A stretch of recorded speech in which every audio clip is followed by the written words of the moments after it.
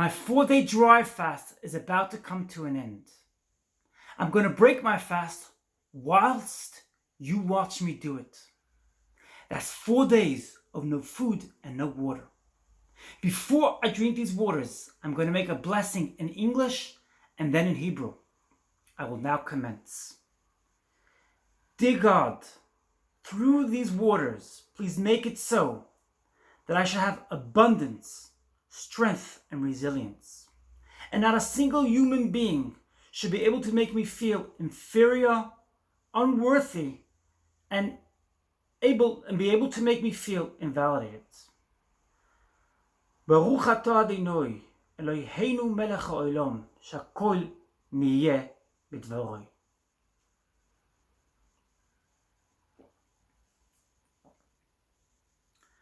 I have now broken my fast. Wow.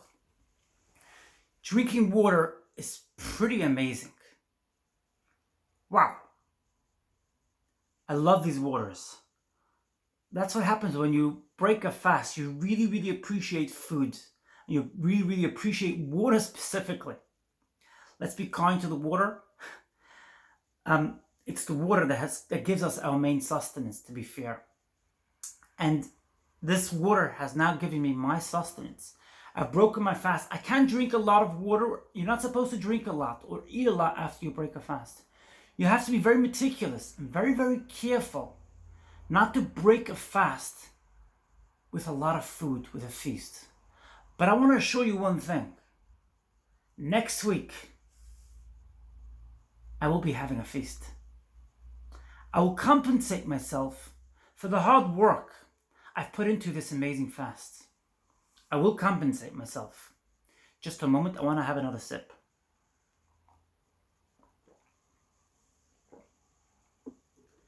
I will compensate myself, compensate my body for doing something amazing. I will take myself out to a buffet night, and I will probably take myself out to the movie theater, because it's very, very important to give yourself love, tender love and care. There's an amazing movie coming out. on the 4th of November. It's called Aerospace. It's about a woman who was part of inventing the air balloon. It's a pretty fascinating film. It's a documentary, really, about this woman who invented the air balloon back in the 1860s. The air balloon wasn't properly recognized. I'm going to give my reviews after I watch the amazing, amazing film. So you're going to get my reviews after I watch the film as well. I mean, I've given my reviews now, and you'll get more reviews after I watch the great film, which I'm going to be seeing next week. This Saturday, Jews from around the world read the Torah portion called Parshat Noach, the portion of Noah. What is the story of Noah all about? The story of Noah is all about being yourself. Noah got into that amazing boat, and he was determined to live his godly life despite rejection, and despite the fact that many, many people thought he was crazy for what he did. He stood steadfast, undeterred, and made that choice to follow God and get into that boat, and he was hence saved. It's a powerful lesson which sort of correlates to Jessica Madden's story.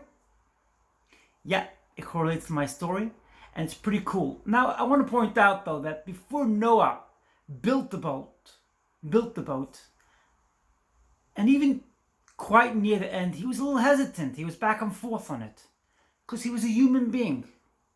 But he was a godly person, and he followed his godly heart, and he did what he had to do.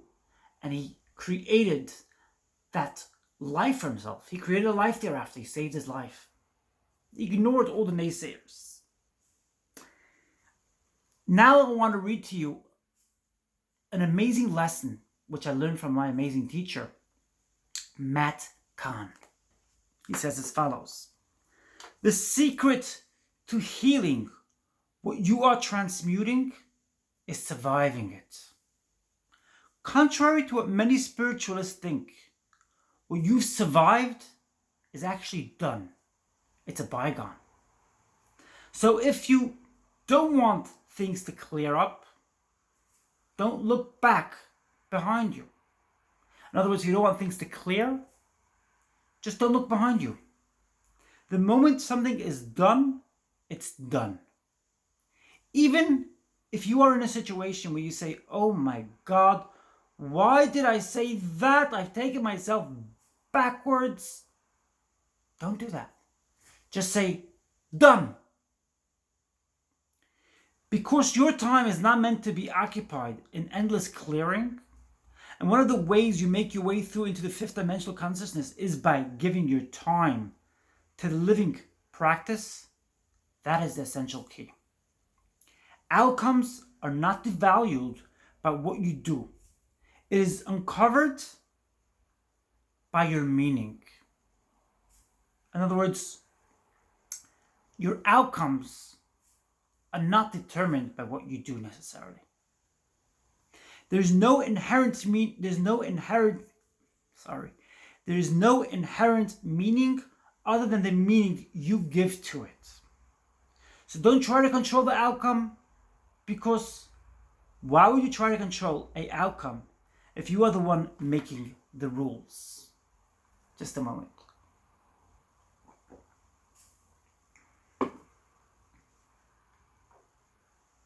Raising your vibration is culminated by the way you live your life.